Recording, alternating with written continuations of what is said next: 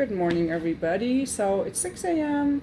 Before I go off to my VersaClimber class, I want to continue a little bit in this book, The Good Guy's Guide to Great Sex, because I feel like I've been leaving my YouTube channel a little bit, not giving it the attention that it deserves. So I decided to make this video early in the morning.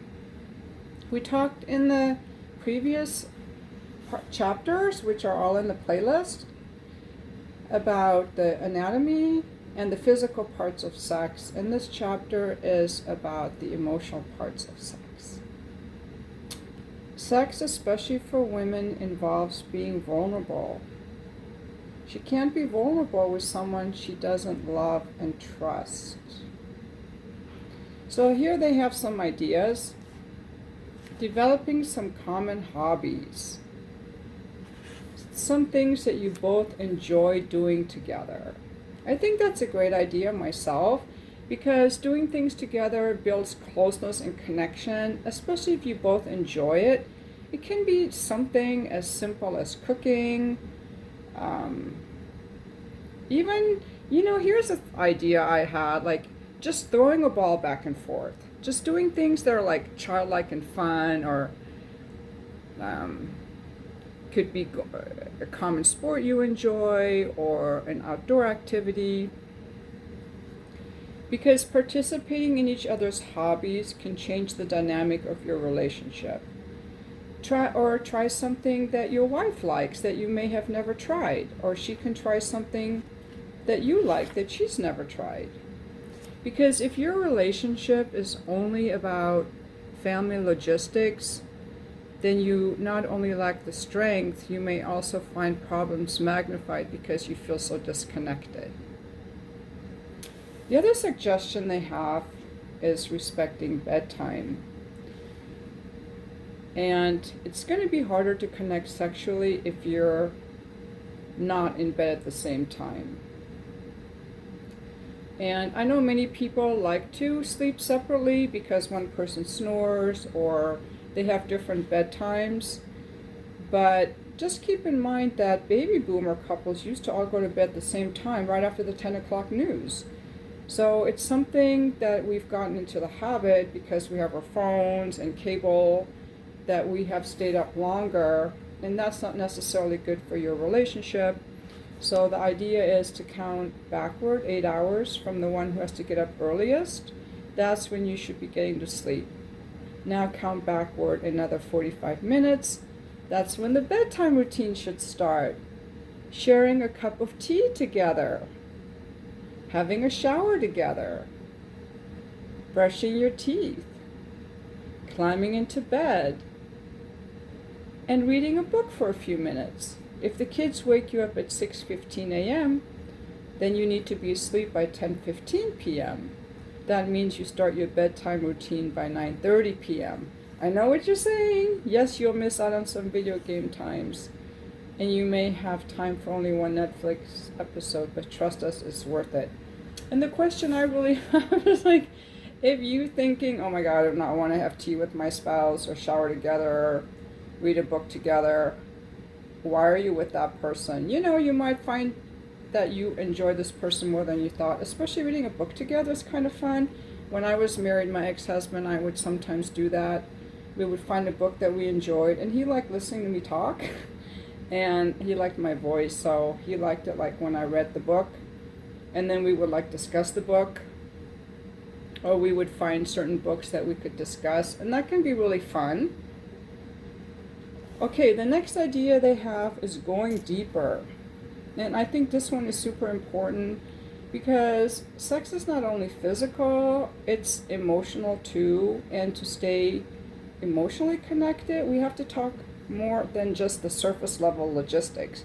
What did you do today? What are you going to do today? What are you going to cook today? It's like, why am I afraid to tell you who I am? The author is the name of a book that talks about different levels of communication, where facts are very surface and then feelings are deeper and openness is even deeper. If sex is the culmination of your relationship, then if that relationship is shallow, Sex will also seem shallow. Your wife doesn't want only your body, she wants your heart too. Yes. Your wife doesn't want only your body, she wants your heart too.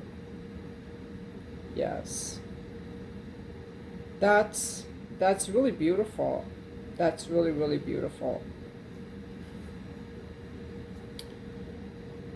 Okay, and then they talk about the different levels of intimacy, cliches, facts, opinions, feelings, and openness. I guess I could go through those just to give you an idea. So the intimacy increases the more vulnerable we are, and that vulnerability builds connection. So the most surface is a cliche. Like, nice day, isn't it? No. Or the next level is facts. Well, Johnny has band practice tomorrow at 3 and someone has to pick him up. Can you do that on the way home from work? And maybe some couples just stop there. The next level is opinions. I think my new supervisor is out to get me. She never smiles and nothing I do is right. But it's on the deeper levels of communication that we become vulnerable. That's where we build connection by sharing feelings. For example, I'm worried that my boss is going to think that the supervisor is right. I'm scared I might lose my job.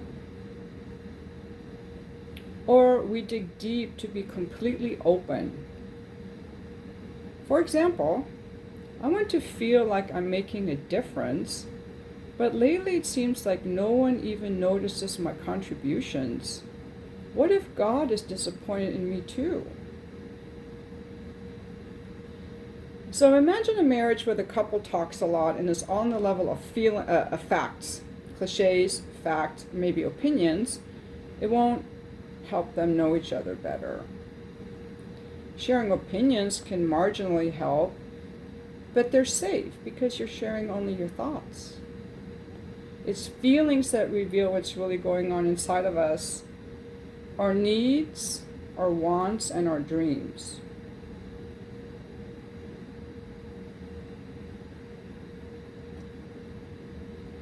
Many couples never learn to communicate at that level of feelings and openness. And often the level of emotional intimacy we've reached when we become sexually involved is the level we stay at, unless we take steps to overcome that barrier. Now here's a key. Listen up. Couples who have sex early in their relationship, before they've gotten to the deeper levels, can end up substituting physical intimacy for emotional intimacy and have a hard time progressing into emotional vulnerability because they've done the levels in reverse. Or couples who never practiced emotional intimacy before marriage may feel stuck and never progress afterward. Of course, other times couples have lived quite comfortably at these deeper levels, but now intimacy seems to have dropped off. Some distance crept into the relationship, and they don't feel safe being vulnerable anymore. They got so busy that they don't have time to communicate. So these deeper levels bond us more and bring us closer. And they're just saying, sure, make sure, guys, that one of those people is your wife. Many men have trouble reaching these deeper levels, probably due to societal conditioning, and I'm going to agree with that because men are just as deeply capable of feeling as women, but they haven't always been socialized that that's what they should do. I said in another video that many men only want sex in a committed relationship or with someone they have feelings for, or they really like just kissing makeout sessions, cuddling. They like all that. Okay, and I know that because, okay, I won't get into that. But it's just a myth that men are just like these Neanderthals that just want to stick their dick into everything. That's not true for all men. For most men, actually. So they talk about another book, The Wisdom of Your Heart, in which the author says that our society unfortunately allows men only one emotion, one negative emotion, which is anger. When, as a boy, you're discouraged from showing emotions like fear or insecurity or anxiety, or when you're told that God doesn't like those feelings, then as a man, you'll have a hard time even naming what you feel because you've been running from those feelings your whole life. It's hard to share what you can't acknowledge. So they have an idea for how people can communicate. Instead of saying, "What did you do today? How was your day?" and then someone can just say fine or not too bad, there's another approach that this couple wrote this book used when they were traveling and apart from each other. And here it's a high-low exercise. Instead of saying, "This is what I did, this is what did you do," do the high-low exercise, and it goes a little bit deeper, and you share with each other the time today that you felt God working through you, when you felt the most energized or felt the most in your groove. And again, this is written by a religious couple. I'm not a religious person. So you can substitute God working through you, like I was in my groove, I felt one with the universe, things were really going my way, I felt happy, you know. And then you also share the time you felt the most defeated, exhausted, or discouraged. So that's more of a connected exercise than how was your day, what did you do.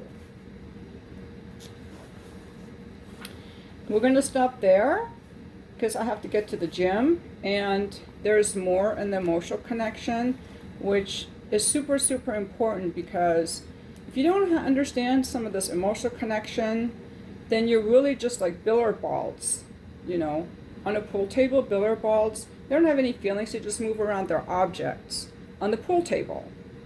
And when people have sex, like in porn or a lot of hookup sex that's devoid of any connection or feeling, these people are just objects.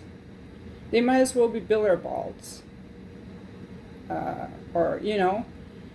So, yeah, if you really want to enjoy passion, passion is emotion. You can't have passionate sex if you don't feel anything or share who you are. So that is that for now, and I'll be back with more on this chapter.